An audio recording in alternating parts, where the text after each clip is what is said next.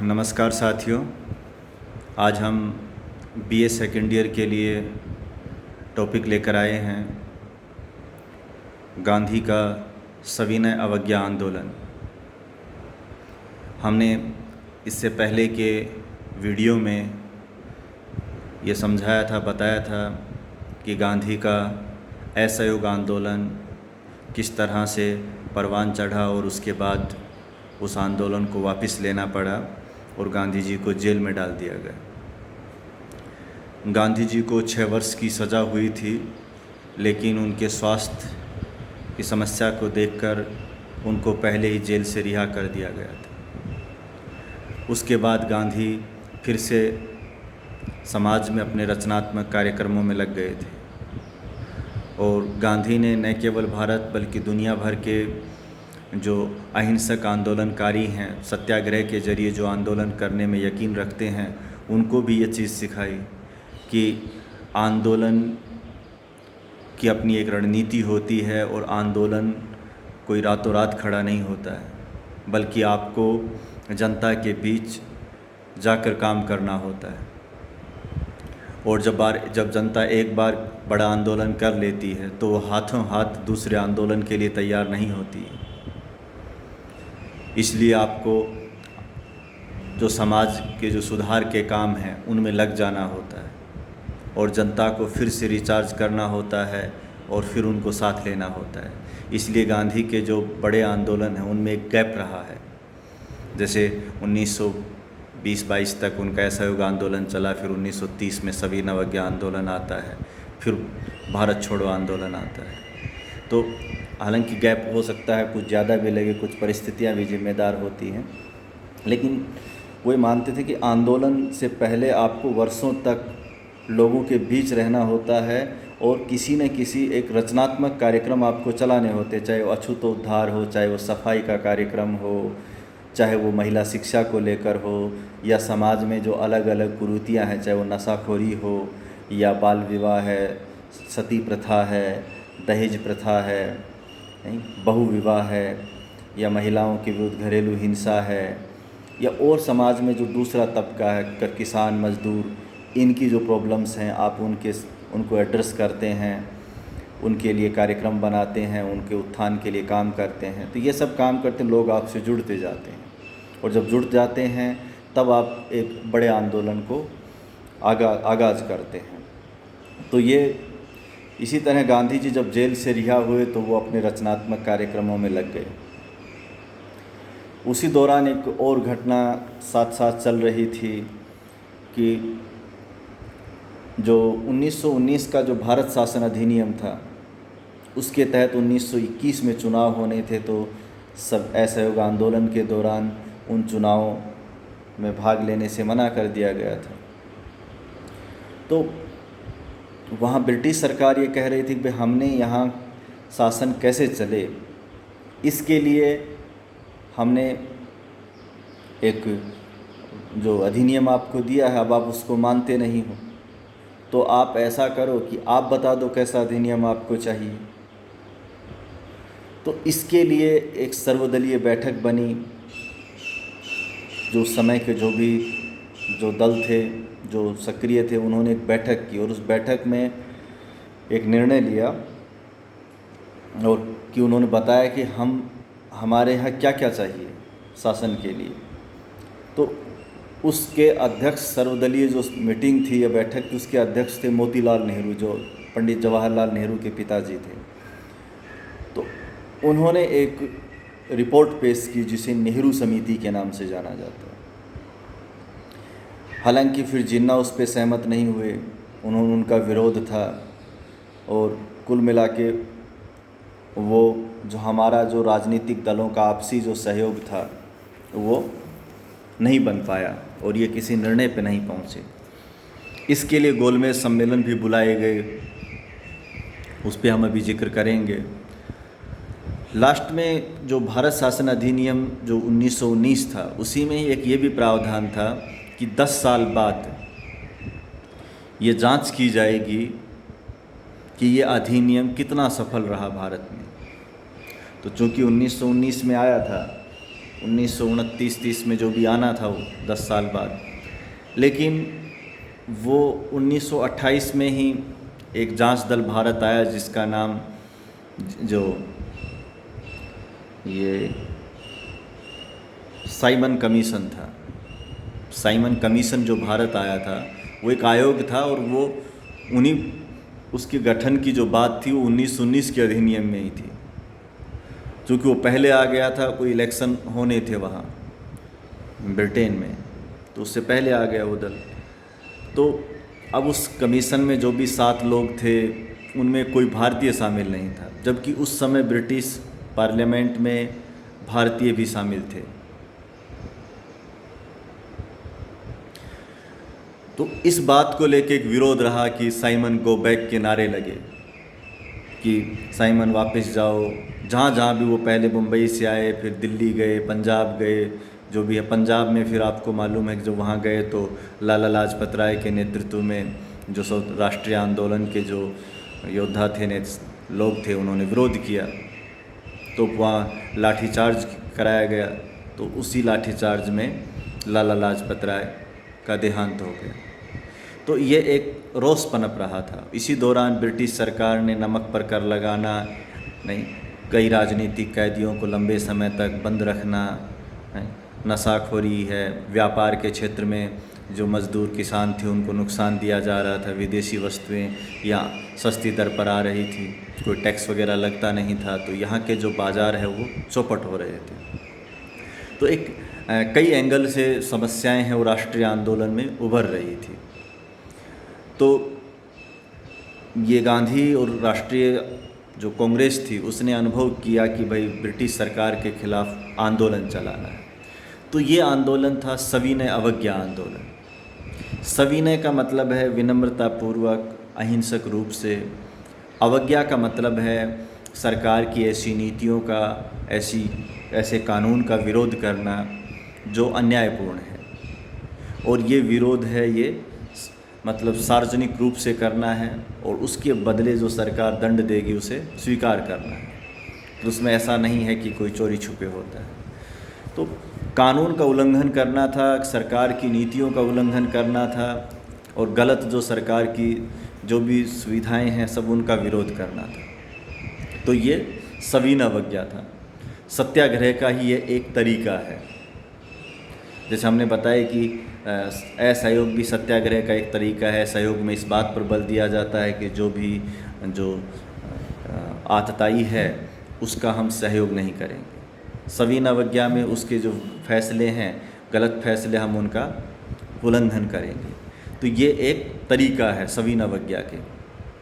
जो उपवास वगैरह, अनशन, हिजरत करना, एक अलग अलग गांधी ने सत्याग्रह के कई तरीके बताए हैं, उनमें से एक तरीका है सविनय अवज्ञा।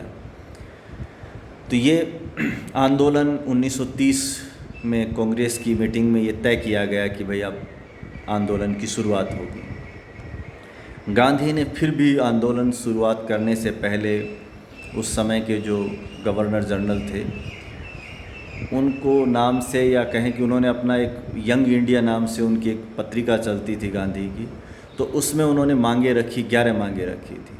उन 11 मांगों के अंदर कई तरह की चीज़ें थी, जैसे नमक कर हटाना है, राजनीतिक बंदियों को मुक्त करना है, जो मतलब विरोध, ब्रिटिश सरकार का विरोध करते वक्त उन्हें गिरफ्तार किया गया है। दूसरा, जो विदेशी वस्तुएं जो आ रही हैं उन पर जो तटकर लगाना है, जैसे जो कस्टम ड्यूटी है, ताकि वो महंगी हो और अपने यहाँ सस्ती हो सकें। तो इसके लिए भी जो मांग रखी गई। और जो सेना पर व्यय है वो कम खर्च किया जाए, उसको घटाया जाए, क्योंकि भारतीय से ही उसका व्यय लिया जा रहा था। और भारत के लिए सेना का क्या काम था। प्रशासनिक जो व्यय थे, जो बहुत ऐशो आराम में खर्च कर रहे थे, उनमें कटौती की भी बात इस आंदोलन के दौरान हुई।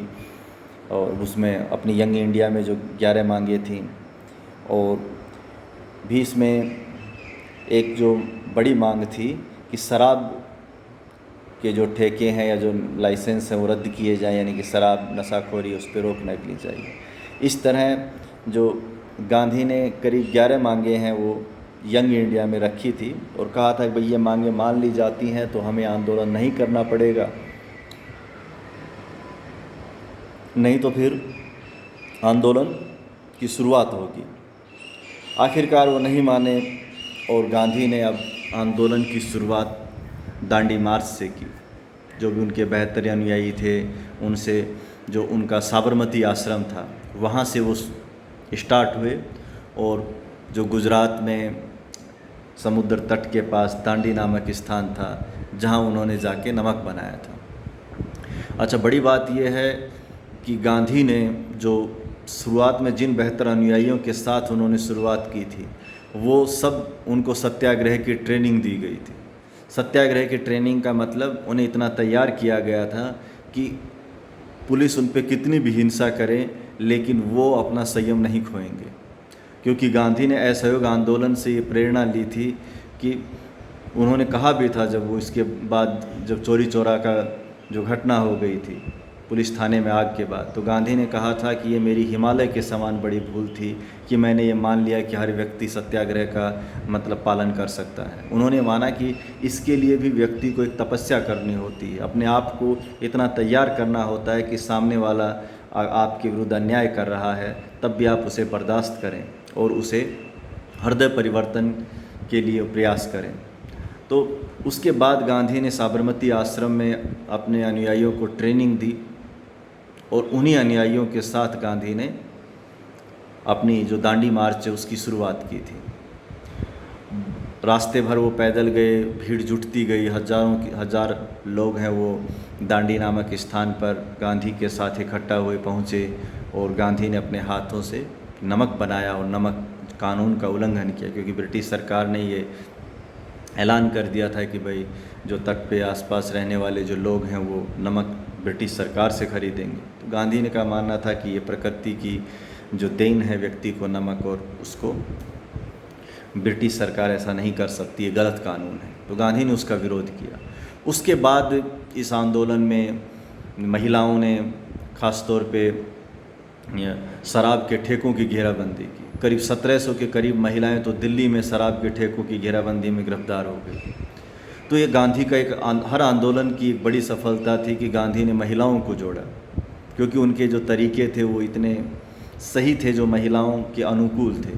तो गांधी ने ये सब किया, शराब के ठेकों की घेराबंदी की। उसके अलावा जो दूसरी भी जो सुधार थे उनके लिए भी उन्होंने कोशिश की और विदेशी वस्तुओं का बहिष्कार किया इसी आंदोलन के दौरान। तो जो गलत करारोपण है उनका इस आंदोलन में जमकर विरोध हुआ। इधर ब्रिटिश सरकार नेहरू समिति के बाद जब उस पर भी जिन्ना सहमत नहीं थे मुस्लिम लीग, तो उसके लिए गोलमेज सम्मेलन बुला रही थी लंदन में। गोलमेज का मतलब एक राउंड टेबल, जिसमें ब्रिटिश सरकार का ये मानना था कि भाई जो आप आपस में अपने स्तर पर सहमत नहीं हो पा रहे हैं कि भारत के लिए कौन सा कानून चाहिए, सविनय वो साइमन कमीशन का भी आप विरोध करते हैं, तो आप ही बता दीजिए। तो अब आप ये तो बता नहीं पाए, तो इन्होंने कहा चलो ठीक है, हम आपकी बैठक आयोजित करवाते हैं, उसमें डिस्कस करते हैं। तो ये लंदन में गोलमेज सम्मेलन का आयोजन हुआ।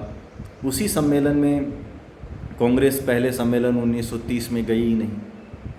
तो गोलमेज जब इतना बड़ा दल है वही नहीं गया, तो फिर उस सम्मेलन के निर्णय का महत्व क्या रह जाता है। तो ब्रिटिश सरकार पर यह दबाव था कि कांग्रेस को शामिल किया जाए। तो फिर 1931 में ये बात सहमत होती है कि गांधी और उस समय के वायसराय लॉर्ड इरविन के मध्य एक समझौता होता है, जिसे गांधी इरविन समझौता कहा जाता है। दिल्ली समझौता भी है क्योंकि वो दिल्ली में हुआ था। इस समझौते में गांधी इन बातों पे सहमत हुए कि भाई वो अपना आंदोलन वापस लेते हैं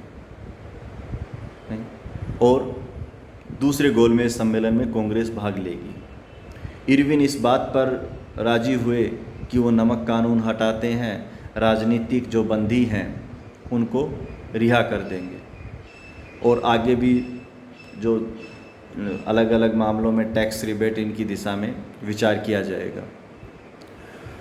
तो 1931 में जो दूसरा गोलमेज सम्मेलन होता है उसमें गांधी भाग लेते हैं, जाते हैं वहाँ, लेकिन वो भी कोई निर्णय पर नहीं पहुँच पाता है। आखिर जहाज़ से गांधी भारत लौटते हैं।